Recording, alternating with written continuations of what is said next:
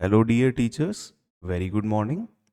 इस वीडियो में हमारा डिस्कशन रहेगा एक गूगल फॉर्म को कैसे क्रिएट करना है जिसके थ्रू बच्चों का ऑनलाइन असेसमेंट किया जा सके, जिसमें हम मल्टीपल चॉइस क्वेश्चंस को डेवलप करेंगे, उन्हें स्पेसिफाइड मार्क्स देंगे, उन्हें शेयर कैसे किया जाता है वो देखा जाएगा और बच्चे उसे फिल करके कैसे अपना स्कोर कलेक्ट कर सकते हैं वीकली बेसिस पे या जब भी उनका टर्न हो उस टाइम पे वो कर सकते हैं। इससे बच्चे घर बैठे अपना एक टेस्ट दे सकते हैं, एमसीक्यू बेस्ड टेस्ट दे सकते हैं, जिससे उन्हें काफ़ी हेल्प मिलती है मेन एग्जाम के लिए। आप इसे एज ए वर्कशीट मान लीजिए, as a test, online test मान लीजिए। तो ये क्रिएट कैसे करना है इसे देखते हैं। तो बेसिकली अभी मैं जहाँ पे हूँ वो मेरी गूगल ड्राइव है। उस गूगल ड्राइव के अंदर मैंने एक फोल्डर बना लिया है ऑनलाइन टेस्ट।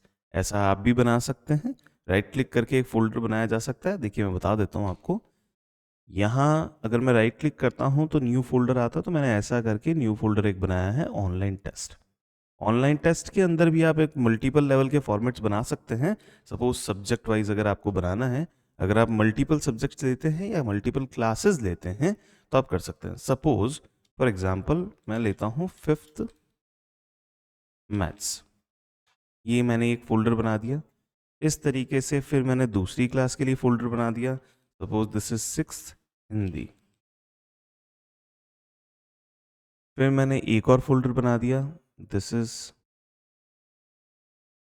11th कॉमर्स या 11th अकाउंट्स। इस तरीके से मैंने फोल्डर्स बना दिए ताकि मैं अलग अलग फोल्डर्स में अलग अलग तरीकों के जो गूगल फॉर्म्स हैं उन्हें क्रिएट कर पाऊँ।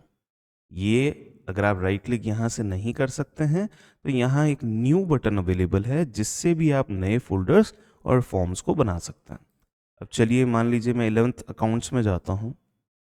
यहाँ जाके मुझे एक गूगल फॉर्म डेवलप करना है जो ऑनलाइन टेस्ट कंडक्ट करने के काम आएगा। राइट क्लिक करूंगा, गूगल फॉर्म। जैसे ही क्लिक किया तो इन्होंने एक गूगल फॉर्म जनरेट किया है मेरे लिए।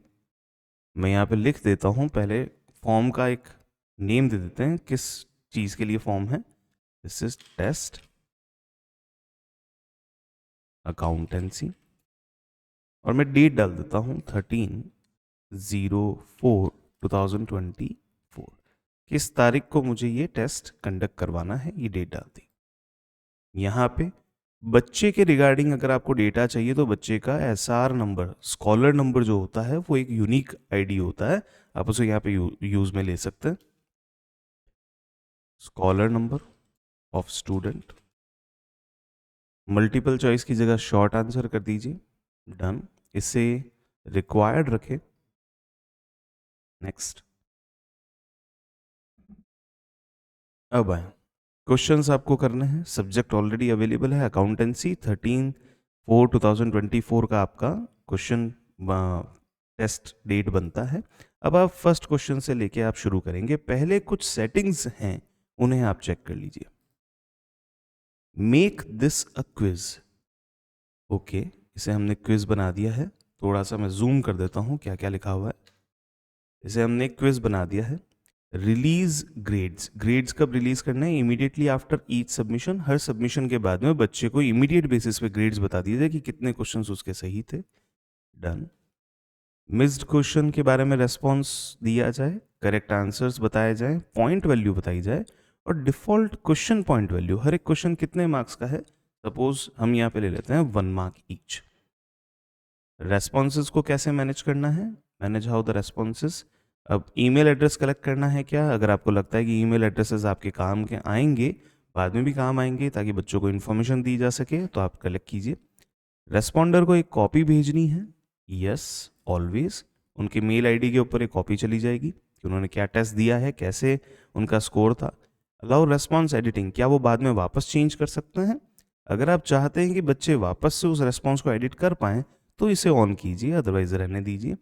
लिमिट टू 1 रेस्पॉन्स, एक बच्चा अगर एक ही बार में रेस्पॉन्ड कर पाएगा तो आप इसे ऑन कर सकते हैं। कई बार होता है बच्चे जो मल्टीपल टाइम एग्जाम दे सकते हैं, अगर आपको ऐसा रखना है प्रैक्टिस के लिए तो ठीक है, अदरवाइज आप लिमिट टू 1 रेस्पॉन्स कर दीजिए कि बच्चा एक ही बार एग्जाम दे पाएगा, एक बच्चा एक फ़ोन से या एक आईडी से एक ही बार एग्जाम दे पाएगा। अब बढ़ें आगे प्रेजेंटेशन सेक्शन में। यहाँ पे लीजिए शो प्रोग्रेस बार, कितना पोर्शन हो चुका है उसे हमें बताना है, तो ठीक है हम ओके कर देते हैं। सपोज 5 लेवल पे हम वर्क कर रहे हैं तो 5 क्वेश्चंस या इस तरीके से हम कर सकते हैं सेक्शन में डिवाइड करके। शफल क्वेश्चन ऑर्डर, जब भी कोई नया बच्चा इस टेस्ट को देगा तो क्वेश्चन के जो ऑर्डर्स हैं, क्वेश्चन नंबर जो हैं वो ऊपर नीचे होते जाएंगे। मतलब कोई क्वेश्चन पहले फर्स्ट नंबर पे था तो अब वो फिफ्थ पे होगा, जो फिफ्थ पे था वो सेकंड पे होगा, इस तरीके से। कंफर्मेशन मैसेज, यहाँ पे कंफर्मेशन मैसेज डाल सकते हैं। सपोज आप अपनी स्कूल के नेम के साथ में एक कंफर्मेशन मैसेज डाल सकते हैं कि thank you for giving the exam and your response has been recorded, इस तरीके से। Dear student, thank you for giving this online test, full stop. ये कर देते हैं save. Show link to submit another response, वापस से नया रेस्पॉन्स डालने के लिए आप ऑप्शन दे सकते हैं। View result summary, share result summary with respondent, जितने भी रिजल्ट्स आए हैं उनका आप शेयर कर सकते हैं। किस किस बच्चे का कितना रिजल्ट आया वो भी आप शो कर सकते हैं अगर करना चाहें तो। अगर इसे सीक्रेट रखना चाहें तो आप इसे छोड़ सकते हैं। Disable auto save for all respondents, auto save होता है कि बच्चा जो है वो सपोज 3 क्वेश्चन 4 क्वेश्चन करने के बाद में बाई चांस बाहर आ जाते हैं, या कुछ मोबाइल हैंग हो गया, या पीसी नहीं काम कर रहा है, या लाइट चली गई, तो उस केस में डेटा ऑटो सेव रहता है। अगर मैं इसे ऑन कर दूंगा तो ऑटो सेव नहीं रह पाएगा। इस तरीके से कुछ जनरल सेटिंग्स जो है वो हमने की हैं। अब आ जाते हैं क्वेश्चंस की तरफ। अब यहां मैं क्रिएट कर देता हूं section. This is add section, ये मैंने एक सेक्शन बना दिया। This is question number 1, question number 1। अब मैं कुछ रैंडम 5 क्वेश्चंस यहाँ पे कंसिडर करूंगा जिनके ऑप्शंस भी दूंगा। आइए, अकाउंटेंसी का पेपर बना रहा हूँ तो अकाउंटेंसी के पेपर के रिगार्डिंग मैं क्वेश्चंस बनाने वाला हूँ। What is called an asset. मैं 4 ऑप्शन दूंगा यहाँ पे। दिस इज मल्टीपल चॉइस को मैं सेलेक्ट कर लेता हूँ। 4 ऑप्शन अवेलेबल होंगे, 4 ऑप्शन में से एक ऑप्शन को बच्चे को सेलेक्ट करना है। Current outflow with future inflow, current outflow with future outflow. Next is current inflow with future inflow.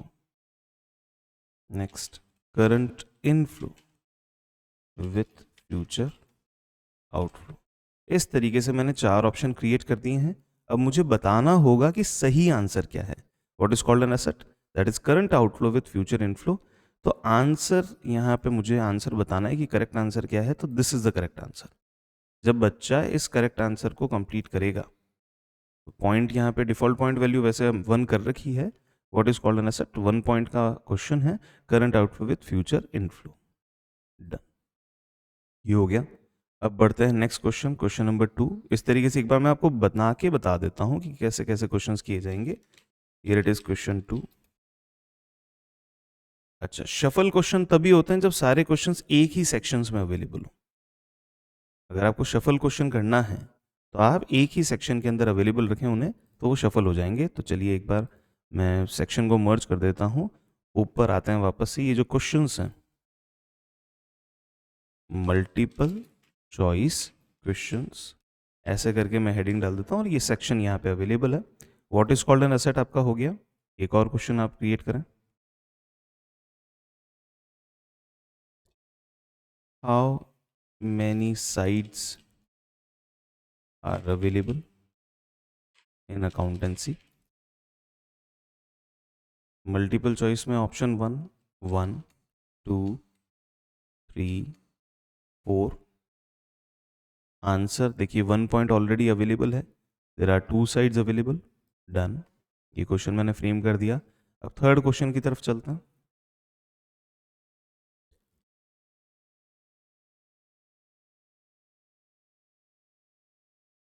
What are called debtors. या फिर क्वेश्चन कर सकते हैं those category of people to whom goods are sold on credit and are called. क्या कहा जाएगा जिन्हें उधार में माल सेल किया है? तो ऑप्शन लेते हैं suppliers, customers, debtors, creditors. Question में करेक्ट आंसर ले लेते हैं debtors. Done.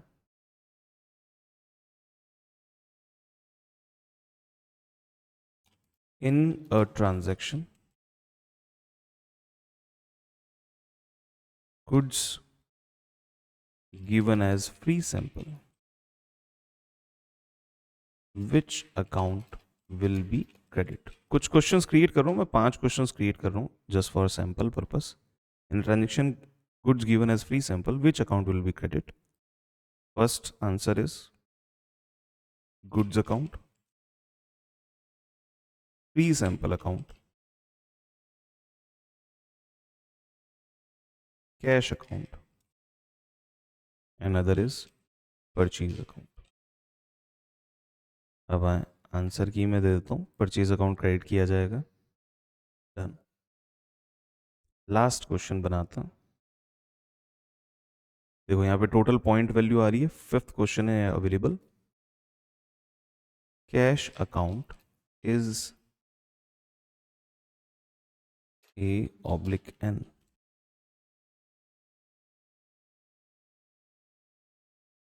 Asset account, liability account, income account, expense account. Correct answer tick लगाना है. This is asset account. Done. अब ये देख लीजिए, ये मैंने 5 क्वेश्चंस का एक छोटा सा टेस्ट क्रिएट किया है और इस टेस्ट का मुझे लेना है पायलट सर्वे कि ये टेस्ट सही तरीके से काम करेगा या नहीं करेगा. तो मैं जाता हूँ, यहाँ पे एक आई अवेलेबल है, आई का सिंबल आपको दिख रहा है, इस पे जाके कीजिए प्रीव्यू. ये कैसा दिखेगा? Auto save your work. Okay, ये प्रीव्यू मैंने दिया है. यहाँ पे मैंने मेल आईडी को चूज कर लिया. तो scholar number of student, suppose एक जनरल स्कॉलर नंबर मैं अंडरस्टैंड करके यहाँ पे ले रहा हूँ 1256.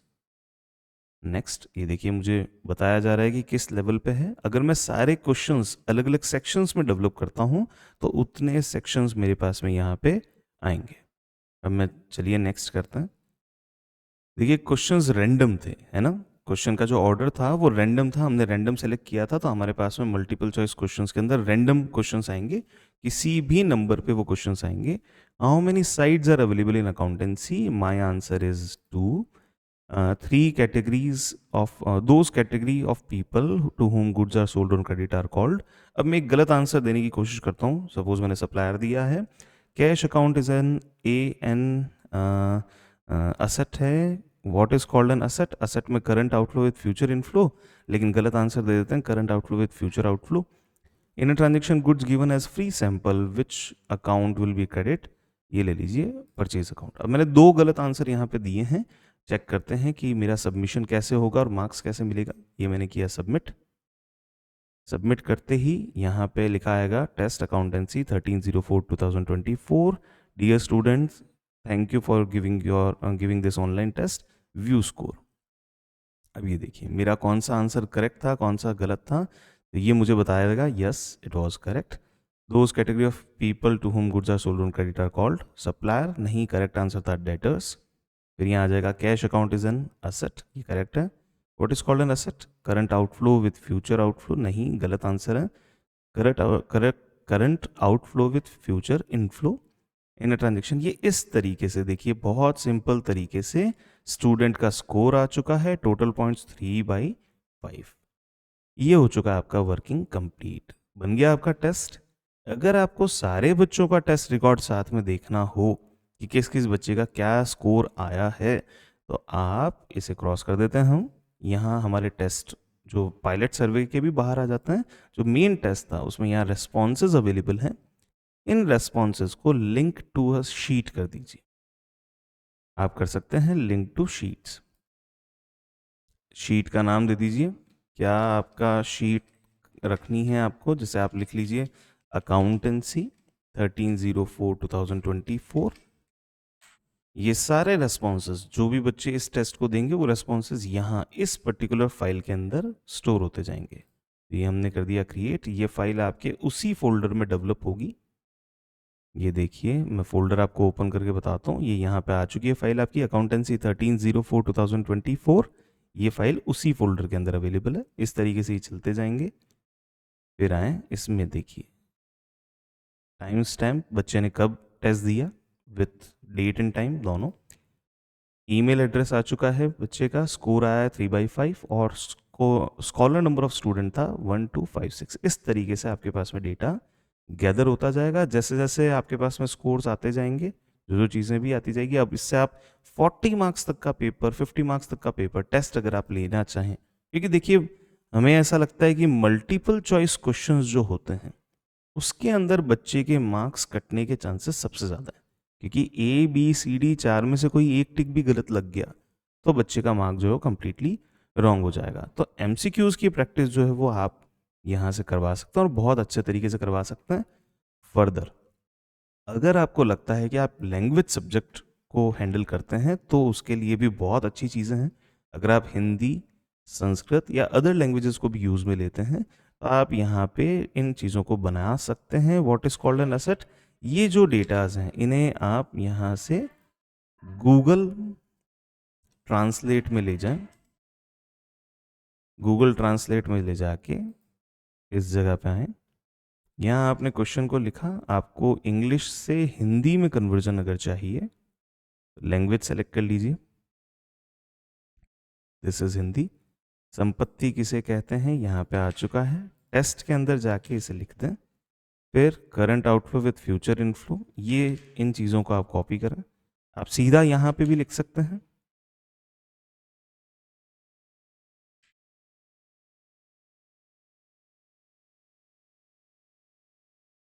एक बार के लिए ये मैं पूरा कंप्लीट करके आपको बता देता हूँ।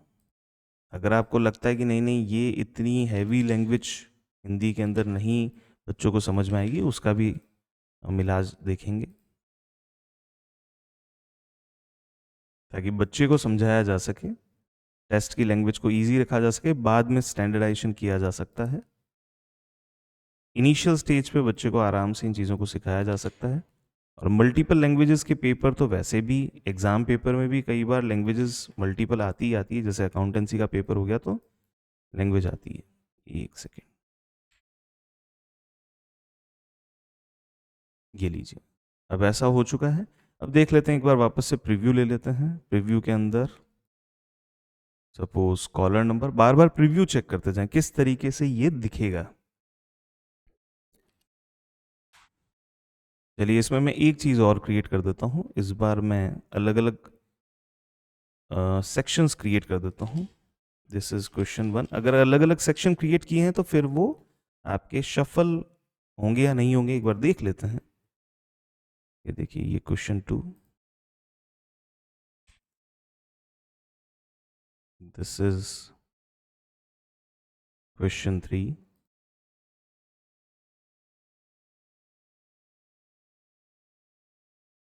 here it is question 4,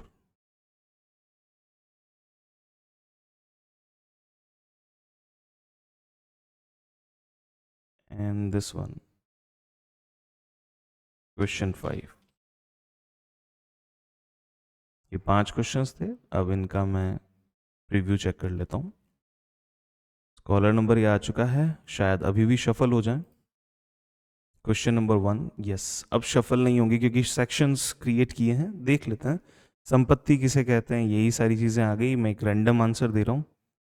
then again how many sites are available in accountancy 3। देखिए नीचे यहाँ पे चलता जा रहा है, कितने हमारा जो प्रोग्रेस है वो यहाँ पे दिखता जा रहा है। मैं गलत आंसर्स दे रहा हूँ अभी के लिए सारे।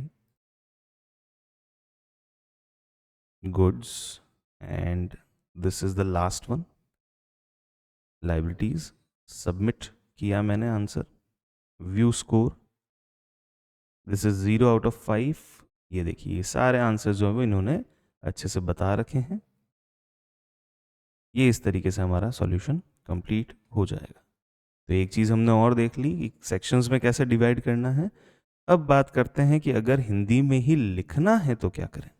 तो आप एक काम करें, जो गूगल ट्रांसलेट है उसमें जाएं, हिंदी इंग्लिश जो भी लैंग्वेज में आपको लिखना है।